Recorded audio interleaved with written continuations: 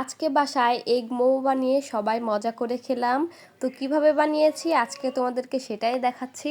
তো প্রথমে একটা বাউলে নিয়ে নিলাম আটা, তোমরা চাইলে ময়দা আটা যেটা খুশি নিতে পারো। তারপর সামান্য লবণ দিয়ে মিশিয়ে নিব। এরপর একটু তেল দিব, তেল দিয়ে আবার এটাকে মিশিয়ে নিব। এরপর এখানে অল্প অল্প করে পানি দিয়ে সুন্দর করে একটা ডো বানিয়ে নিতে হবে। ডোটা খুব বেশি নরমও হবে না, আবার খুব বেশি শক্তও হবে না, সুন্দর একটা ডো হবে। তো হয়ে গেলে এটাকে একটু সাইডে রেখে দিয়ে আমরা ডিমের পুরটাকে বানিয়ে নিব। যেহেতু এগ মোমো বানাচ্ছি, তো এই জন্য প্রথমেই 2টা ডিম ভেঙে নিচ্ছি, তোমরা চাইলে কম বেশি করে নিতে পারো।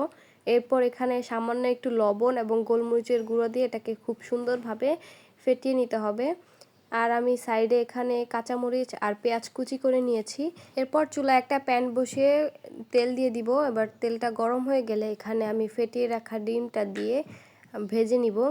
ডিমটাকে আমি একদম ঝুরা ঝুরা করে ভেজে নিব। এইভাবে এগ মোমো বানিয়ে খেলে মোমোটা খুবই মজার হয় আর উপকরণও খুবই কম লাগে। এজন্য বেশিরভাগ এগ মোমো বানালে আমি এভাবেই বানাই। তো যাই হোক, আমি ডিমটাকে খুব সুন্দরভাবে এরকম ঝুরি ঝুরি করে ভেজে নিব।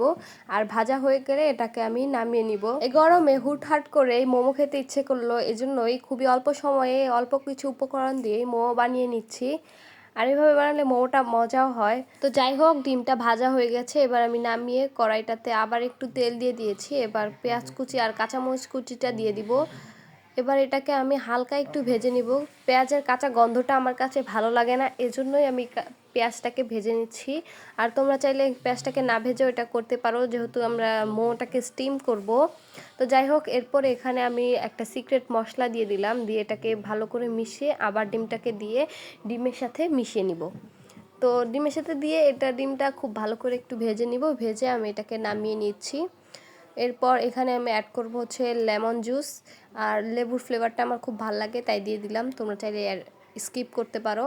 এবার এটাকে মিশিয়ে আমি সোজা মোমো বানাতে চলে যাব। তো প্রথমে মোমো দুটোকে আমি কি বানিয়েছি আমি নিজেও জানি না। যাই হোক, এই শেপের মোমোগুলো আমার খুব ভালো লাগে, তাই আমি এইরকম শেপ দিয়ে বানিয়েছি। তোমরা চাইলে তোমাদের মতো করে বানিয়ে নিতে পারো। তো বেশি কিছু না, একটা চিকন করে রুটির মতো বানিয়ে তারপর সেখানে পুরটা দিয়ে দিব। দিয়ে এটাকে কুচি কুচি করব, মানে শাড়ির কুচির মতো দিব। এটা আসলে বলার কিছু নাই, দেখে বুঝে নিতে হবে।